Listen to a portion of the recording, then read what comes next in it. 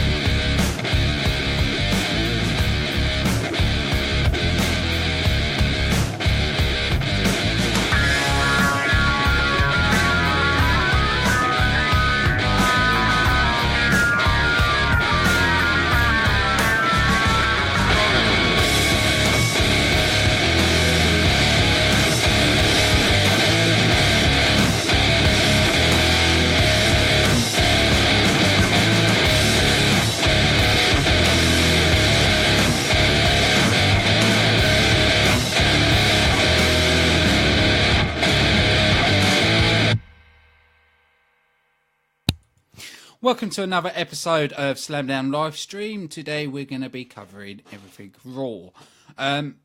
Little quick thing, yesterday's show to me was probably one of the best shows I've had. I just want to say big shout out to Charles for joining us, and he will be a permanent co-host on Impact Wrestling Review. So new things are happening moving forward. I just want to give a big shout out to everybody on Impact Fan Nation as well. We are still looking for a co-host to join us on the Raw review and on the SmackDown review. I have got a co-host for WrestleMania. We will be having Keegan, who was on before on the Royal Rumble.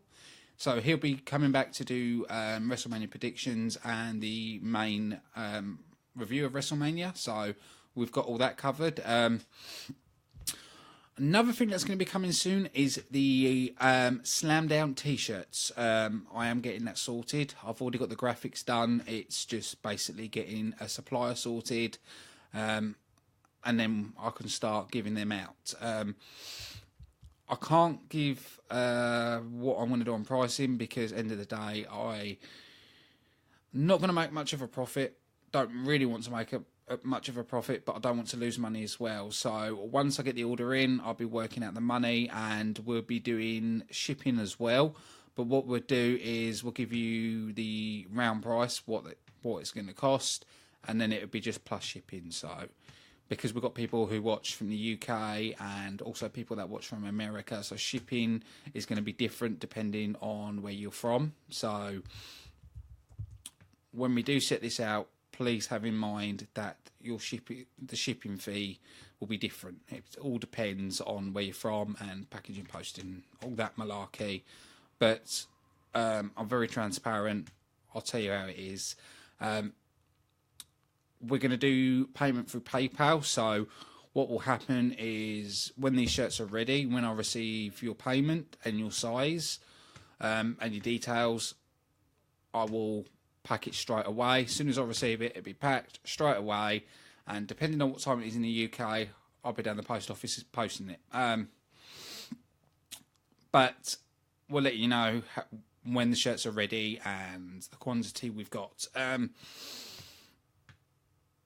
also, when they are ready, I will be putting pictures up so you can see what it looks like first. They will be in black, and it'll probably just have our logo on it as well. Trying to think if there's any other updates that I needed to cover. Don't think there is at the minute, but that's the main things that's happening going forward. I am looking at also doing some other things. We're looking at probably having a new admin on the Facebook page to help out, with news and stuff like that. And also, if you're watching this, don't forget to join Pro Wrestling City. It's our wrestling group for people to basically talk about wrestling. talk about news or talk about your favourite pay-per-view or anything you want, really. That's what that's there for. I'm just making sure I get all the links out. And also, don't forget, we have got a website, because I've noticed not many people seem to be checking out our website, which is at slamdown.co.uk. There was a few other things I was meant to mention. Can't think of the top of my head. So let's get into the show. Kicking off Raw, we saw Brock Lesnar revealed the theory of WrestleMania, where he was saying about the F5, basically talking about we found how to beat Goldberg, and I don't really like talking really much about Brock and Goldberg because I don't like part-timers. I just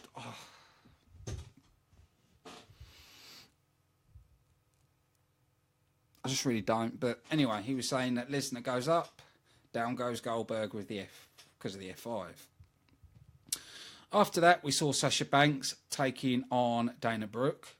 We definitely started to see more of the heel side of Sasha Banks. I think that's what's coming next. I think they're going to probably turn Brooks into a face, especially being fired by Charlotte Flair and attacking Charlotte Flair. So I can see they're going to swap them two characters around. Especially for the build-up at WrestleMania with the Bayley against Sasha Banks and against Charlotte. It was a good match. It was better than what I expected. So it was probably a 2.5. If I'm honest, I still feel Impact Wrestling was better than Raw. I know a lot of people out there are not going to agree with me on that, but to be honest, that's it's just how it feels. It's just the vibe I get from Raw. It's so predictable and it's lackluster. They have the cruiserweights, but it's not all that. Talking about cruiserweights, the next match was the Brian Kendrick and Tony Nese taking on Tozawa and TJ Perkins. To me, they're not using TJ Perkins correctly. He had a great push, and now they've just let him fade away a little bit. We're not seeing his true ability. We were spoiled with TJ Perkins when he was in Impact Wrestling because we saw everything he can do, sticking to the ropes. And, I know he was the manic character, but he played it so well. And we saw a variety of his moves. We're not really seeing that much. We're just seeing him hit this submission thing, and that's really it. But match overall, 2.2 out of 5. It was lackluster. After that, we saw Chris Jericho and Sami Zayn taking on Kevin Owens and Samoa Joe. Right. I like the team of Kevin Owens and Samoa Joe. They're two bigger guys. They've got athleticism. To me, they will make an amazing tag team. And especially with Joe just coming up to Raw, I think that's what they need to do. Have them in a tag team for a little while and then give them a push later down the line.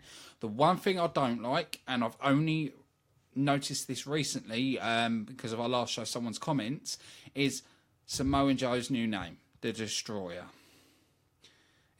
It's just clicked to me that, hang on a minute, Bobby Lashley was known as the Destroyer, Bobby Lashley. And people out there who don't believe me, go and look on shopimpact.com and you'll see the Destroyer, Bobby Lashley t-shirts that are out way before Samoa Joe got that name. So it did annoy me that Impact have let that one go and sort of changed Bobby Lashley's name, which I don't agree with. I think TNA should have said strong, go, no, Lashley's the Destroyer, and even gone to the WWE and said, hang on a minute, you're using a nickname we use. But we don't know if the Destroyer name was trademarked. If it wasn't trademarked and it wasn't protected, then that's why they could have changed the name, because the WWE could have easily thought, right, we're going to call him the Destroyer, trademark it. And that's what could have buggered Impact Wrestling. And if that's right, then they dropped the ball there. It was a really good match, actually. I did enjoy it.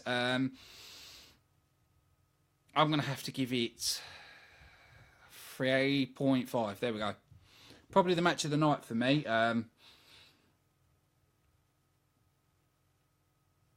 Even though the match didn't end with a victory because it was a disqualification, but to me, I like the way they're using Samoa Joe and Kevin Owens. It's made me excited to see what happens next. After that, we saw Enzo, Amore and Big Cass versus Cesaro and Sheamus. Right. It was a good match, but my problem again is Cesaro should be pushed on his own. He doesn't need to be in a tag team. You know, if you look at the main eventers of Raw, Roman Reigns, Seth Rollins, Kevin Owens. That's about it. To be honest, that's it really. Cesaro should be in there. Sheamus should be in the mix. You know, I do sort of like him as a tag team, but I think Cesaro will be better on his own.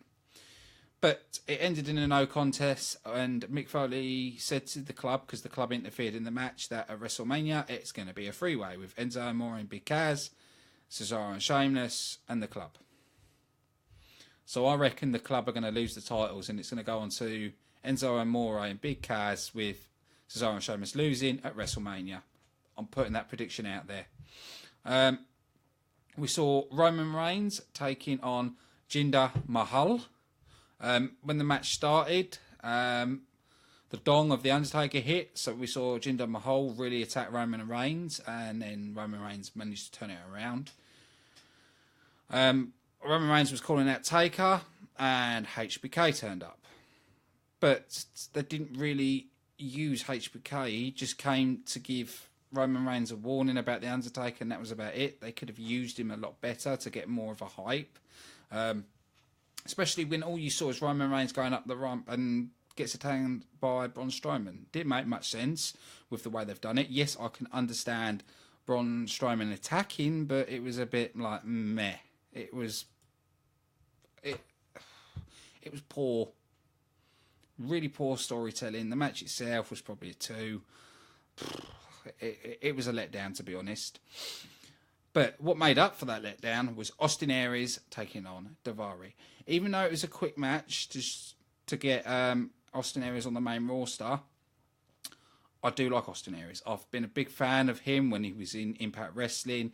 I'm still a big fan of him. He's a solid performer. You know, he has the charisma as well as being a solid performer. And I think he had a good debut. I think it's a 2.5 because, like I said, it was just his first match. He dominated, but they didn't overdo it. But it also leads on to 205 Live, where there will be a fatal 5-way elimination match for the Cruiserweight Championship.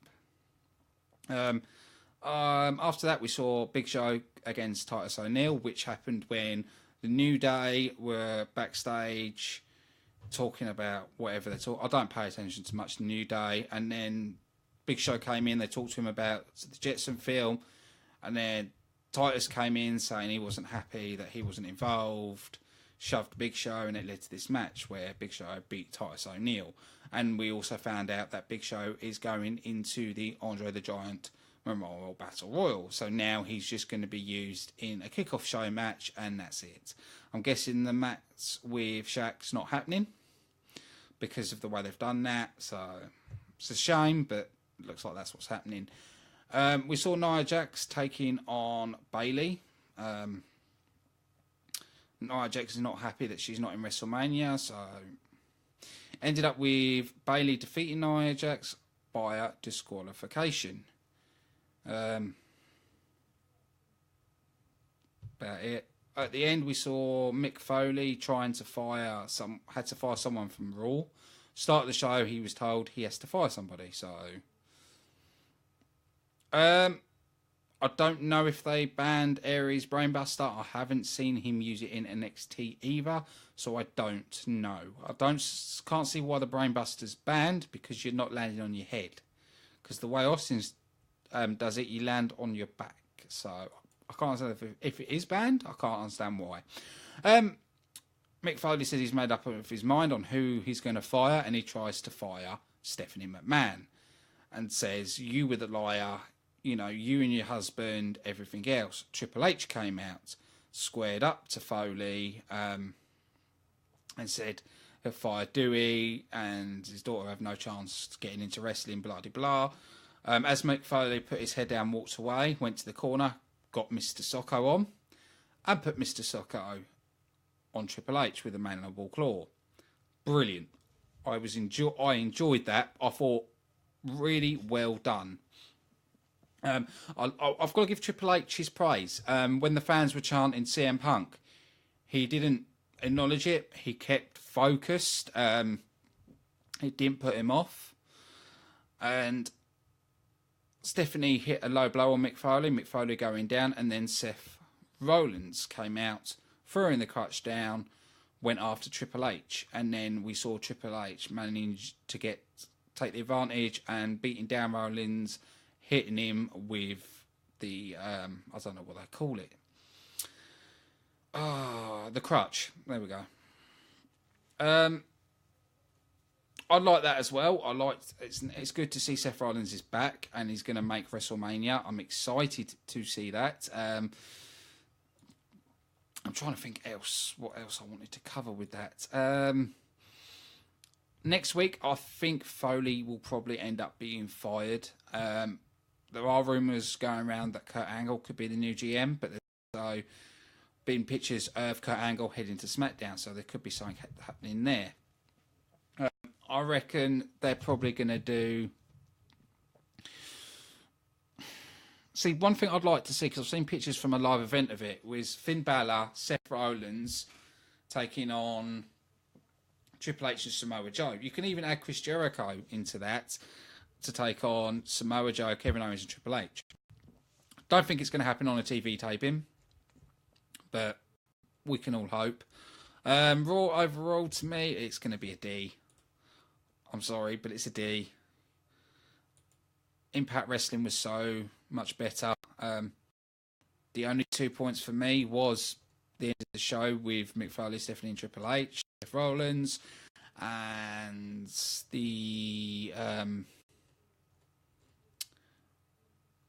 the Kevin Owens, Samoa Joe, Chris Jericho, Sami Zayn match. That's the only two parts that I really enjoyed with Raw. Austin Aries' debut, yeah, it was okay, but that's about it. I can't give it any other praise because there is no praise to give. It was meh. People say that SmackDown used to be the B show, but it feels like Raw's the B show to me. SmackDown has better matches, the way it's done, better angles, better storylines. Raw...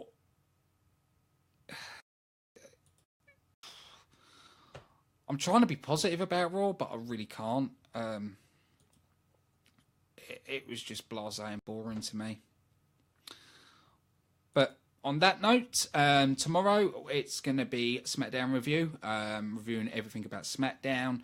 I will keep you updated about the T-shirts, and I think that's about it. So I want to say a big thank you to everybody that's listened to this on Mixlr, and big shout out to everybody watching and listening on Facebook. We'll be back again tomorrow at 9 PM with SmackDown review. This has been me, your host, Ashley Friend, and we'll see you again tomorrow.